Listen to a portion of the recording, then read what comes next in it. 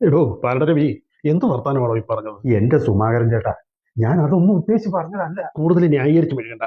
താനൊരു മണ്ഡലം പ്രസിഡന്റ് ആണെന്നുള്ളത് മറക്കണം. ശ്ശേ, യുവാക്കളെ കോരിത്തെരിപ്പിക്കുന്നതിന് വേണ്ടി പറഞ്ഞതാ. അതിപ്പോ എങ്ങനെയാവുന്ന ആരറിഞ്ഞു? ഞാനായതുകൊണ്ട് കുഴപ്പമില്ല, പറഞ്ഞു നിൽക്കാം. പക്ഷെ ആ സി ഡി രതീശനാണെങ്കിലുണ്ടല്ലോ. അല്ല സുമാകരേട്ടാ, അത് പിന്നെ എടോ പാലടരവി, താൻ എന്നെ പറ്റിയും കുറെ കാര്യങ്ങൾ പറഞ്ഞല്ലോ ഫോണില്. ശ്ശേ, സുമാകരേട്ടാ, അത് പിന്നെ എടോ പഞ്ചായത്ത് ഇലക്ഷൻ വരാൻ പോവാ, വളവളാന്ന് പറയപ്പെടുമല്ലോ, അതൊക്കെ ഒന്ന് ചിന്തിക്കണം. എടോ പാലടരവി, താനും ഒരു കാര്യം ചെയ്യും, രാജിവെച്ചു. സുമാകരേട്ടാ, ഒരു സുമാരേട്ടനും ഇല്ല. തനിക്ക് ഒരാളെ വെക്കാൻ പോവാ. ജില്ലാ പ്രസിഡന്റ് എന്നുള്ള രീതിയിൽ എന്റെ ഉത്തരവാദിത്വമാണ്. ഇപ്പൊ തന്നെ രണ്ടുപേര് റെഡി ആയിട്ടുണ്ട്. ഇനി അവരെ ഇന്റർവ്യൂ നടത്തി അടുത്ത മണ്ഡലം പ്രസിഡന്റിനെ തീരുമാനിക്കാം, അത്രേ ഉള്ളൂ. സുമാകരേട്ടാ, എന്നാ പിന്നെ ഇന്റർവ്യൂവിന് മുമ്പ് ഞാൻ ജമഗണഗണോ ഒന്ന് പാടിക്കോട്ടെ? മിണ്ടരുത്, പറഞ്ഞതൊക്കെ മതി. പ്യൂൺ, ആ ഇന്റർവ്യൂവിന് ഒന്നേരം വിളിക്കും. എടോ പാലരവി, താനവിടെ ഇരി. ഇന്റർവ്യൂ നടത്തി എങ്ങനെ ആളുകൾ എടുക്കുന്നത് ഞാൻ കാണിച്ചു തരാം. എടോ പാർട്ടിയോടോ വലുത്, താനത് ആദ്യം മനസ്സിലാക്കും. പാർട്ടിയുടെ ചട്ടക്കൂടിൽ നിന്ന് പ്രവർത്തിക്കാൻ പഠിക്കണം. താനിപ്പോ കണ്ടോ? നേതാവേ, ഞാൻ യൂത്ത് വിങ്ങിന്റെ മണ്ഡലം പ്രസിഡന്റാണ്, ഷിബു കള്ളിക്കാട്ട് ഉടപ്പൻ. നേതാവേ, ഞാൻ യൂത്ത് വിങ്ങിന്റെ മണ്ഡല സെക്രട്ടറിയാ, സാബു തൂക്കുവാലത്തിങ്കൽ. രണ്ടുപേരും ഇരിക്കും. പഞ്ചായത്ത് ഇലക്ഷൻ അടുത്തിരിക്കുകയാണെന്ന് രണ്ടുപേർക്കും അറിയാമല്ലോ അല്ലേ? ഇയാൾ ഓരോന്ന് പറഞ്ഞ് കുളമാക്കിയത് നിങ്ങൾ കേട്ടതല്ലേ? അതുകൊണ്ട് ഈ ഇന്റർവ്യൂ വിജയിക്കുന്നവരായിരിക്കും അടുത്ത മണ്ഡലം പ്രസിഡന്റ്. അടുത്ത പഞ്ചായത്ത് ഇലക്ഷന് മികച്ച വിജയം കൈക്കൊള്ളുന്നതിന് പാർട്ടിയെ എങ്ങനെ സജ്ജമാക്കിയെടുക്കാം? ഷിബുവിന്റെ അഭിപ്രായം പറ. നേതാവേ, ഇപ്പൊ ഈ സോഷ്യൽ മീഡിയയുടെ ഒക്കെ ഒരു കാലമാണല്ലോ. കുറെ സോഷ്യൽ ഇൻഫ്ലുവൻസേഴ്സ് ഇപ്പൊ നാട് നീളെയുണ്ട്. നമ്മൾ ഈ പഴഞ്ചൻ ചിന്താഗതികളിൽ നിന്നൊക്കെ മാറി ആധുനിക സ്ട്രാറ്റജികൾ കൊണ്ടുവരുന്ന സമയം നമ്മൾ കുറെ സോഷ്യൽ മീഡിയ ഇൻഫ്ലുവൻസേഴ്സിനെ ഹയർ ചെയ്യണം. വാടകയ്ക്ക് എടുക്കണം. എന്നിട്ട് അവർ വഴി നമുക്ക് കുറെ കാര്യങ്ങൾ നമുക്ക് ഓപ്പറേറ്റ് ചെയ്യാൻ സാധിക്കും. നമ്മൾ ചെയ്യുന്ന ഓരോ ആക്ടിവിറ്റി ജനങ്ങളിലേക്ക് എത്താൻ അവരെ നമ്മൾ ബുദ്ധിപൂർവ്വം ഉപയോഗിക്കണം. അല്ലാതെ വെറുതെ ഇങ്ങനെ ഇരുന്നിട്ട് കാര്യമൊന്നുമില്ല. നേതാവേ, എതിർ പാർട്ടിക്കാരെ നിശിതമായി വിമർശിച്ചുകൊണ്ടും നമ്മുടെ പാർട്ടി ചെയ്യുന്ന ഓരോ കൊച്ചു കാര്യവും ഉയർത്തി കാണിച്ചുകൊണ്ടും ദിവസം ഒരു 5-6 പോസ്റ്റ് ഇട്ടാൽ മതി. ഇലക്ഷന് മുമ്പ് ജനങ്ങൾ നമ്മുടെ പോക്കറ്റിൽ കിടക്കും. കൊള്ളാം, വെരി ഗുഡ്. ആരുടെ ഏറ്റവും പണി നമ്മുടെ പാർട്ടിയെ സജ്ജമാക്കാൻ സാബുവിന്റെ അഭിപ്രായം എന്താ? ഇതൊക്കെ ശ്രമിക്കാം, എല്ലാം നേതാവ് പറയുമ്പോൾ ചെയ്യാം. എന്തോ നാട്. ഷിബു, ഈ പാലട പറഞ്ഞനുസരിച്ചാണെങ്കിൽ നമ്മുടെ പാർട്ടി ആളിന്റെ പാർട്ടി ആയി പോകുന്നതാണ്.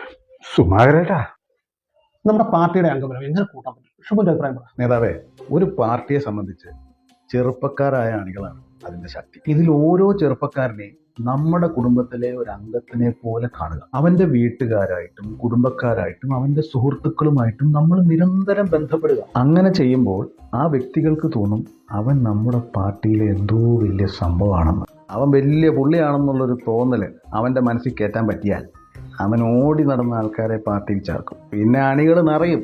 ഈ ഓഫീസോ ഇതൊന്നും മതിയാവില്ല. അതുകൊണ്ട് നേതാവേ, ഓരോ അണിക്കും അവന്റെ പ്രാധാന്യം കൊടുക്കണം. ഷിബു, കൊള്ളാം. നീ ഇത്ര നാൾ എവിടെയായിരുന്നു? ഇവിടെ പാലടേ, താൻ എന്തോ പറഞ്ഞ ഇത് ഇല്ലാണ്ടായി പോകുന്നു. കണ്ട് പഠിക്കണോ? കാണു താൻ. ഈ കാര്യത്തിൽ സാബുവിന്റെ അഭിപ്രായം എന്താ? നേതാവേ, ശ്രമിക്കാം, പഠിക്കാം, എല്ലാം സീനിയർ നേതാക്കന്മാർ പറയുന്ന പോലെ ചെയ്യാം. ശ്രമിക്കാം, പഠിക്കാം. തന്നെ ആരാണ് സെക്രട്ടറി ആക്കിയത്? ഷിബു, ഇനി നമ്മുടെ പാർട്ടി താഴത്തേക്ക് പോയി എന്ന് വിചാരിക്കുക, എങ്ങനെ ഉയർത്തിക്കൊണ്ടുവരാൻ പറ്റും? നേതാവേ, ഒരു അച്ഛൻ എങ്ങനെ സ്വന്തം കുടുംബത്തിന് വേണ്ടി പണിയെടുക്കുന്നോ അതേപോലെ ഞാൻ ഈ പാർട്ടിക്ക് വേണ്ടി പണിയെടുക്കും. നേതാവേ, എനിക്കറിയാം എൻ്റെ ഭാവി എന്ന് പറയുന്നത് ഈ പാർട്ടിയാണ്. ഈ പാർട്ടിയിൽ ഞാൻ എങ്ങനെ വർക്ക് ചെയ്യുന്നു എന്നുള്ള അനുസരിച്ചിട്ടിരിക്കും എൻ്റെ ഭാവി. അല്ലാതെ ഇവിടെ ചിലർ വിടുവായിത്തരം പറഞ്ഞ പോലെ ആയിരിക്കില്ല. അതുകൊണ്ട് അങ്ങനെ ഒരു ക്ഷീണം നമ്മുടെ പാർട്ടിക്കുണ്ടായാൽ ഞാൻ എൻ്റെ സ്വന്തം കുടുംബം പോലെ കണ്ട് പണിയെടുക്കും. ആ വികാരം ഞാൻ ഓരോ അണിയിലേക്കും പകർന്നു കൊടുക്കും. അങ്ങനെ ആ പാർട്ടിയെ ഞാൻ തിരിച്ചു കൊണ്ടുവരും. യാതൊരു വിധത്തിലുള്ള ലാഭേച്ഛകളില്ലാതെ, സ്ഥാന മോഹങ്ങളില്ലാതെ ഞാൻ എൻ്റെ പാർട്ടിക്ക് വേണ്ടി പണിയെടുക്കും. Excellent, excellent. കണ്ടോടോ പാലടേ. സാബു, എന്താണ് താഴോട്ട് നോക്കിയിരിക്കുന്നത്? താനാണ് ഈ അവസരത്തിൽ എന്ത് ചെയ്യും? നേതാവേ, സീനിയർ നേതാക്കന്മാർ പറഞ്ഞ പോലെ ചെയ്യാം നേതാവേ. കഷ്ടം, എന്താ നാടകം ഇത്? ഷിബു, ഞാൻ സാബുവിനെ സെലക്ട് ചെയ്തിരിക്കും. ഇനി പാലടയ്ക്ക് പകരം സാബു ഈ മണ്ഡലത്തെ നയിക്കും. അയ്യോ, നേതാവിന്റെ കൈപിടിക്കാനുള്ള യോഗ്യത എനിക്കില്ല നേതാവേ. നേതാവേ, ഞാൻ കൊള്ളാനും എൻ്റെ ആശയങ്ങൾ കൊള്ളാനും എല്ലാം എക്സലന്റ് എന്ന് പറഞ്ഞിട്ടും ഈ പണി എന്നോട് ചെയ്തത് എന്തിനാ നേതാവേ? എടാ മോനെ ഷിബു, നീ ഈ ഐഡിയ വെച്ച് പോയാൽ പാർട്ടിയിലെ വലിയ ആളാവും. അപ്പം നീ എൻ്റെ കസേരയ്ക്ക് നോട്ടം വെക്കും. ഇവനാകുമ്പോൾ അങ്ങനെ ഒരു ശല്യമേ ഉണ്ടാവില്ല. അതെ അതെ, എൻ്റെ കസേരയിൽ ഞാൻ സേഫ് ആയിരിക്കും. ഒരുത്തനെ കൊണ്ട് ഫോൺ റെക്കോർഡ് വെച്ച് ഈ പാലട വെട്ടാൻ ഞാൻ പെട്ട പാട്. മാകരേട്ടാ. ഷിബു, നീ ഇരുന്ന് സമയം കളയണ്ട. പൊക്കോ.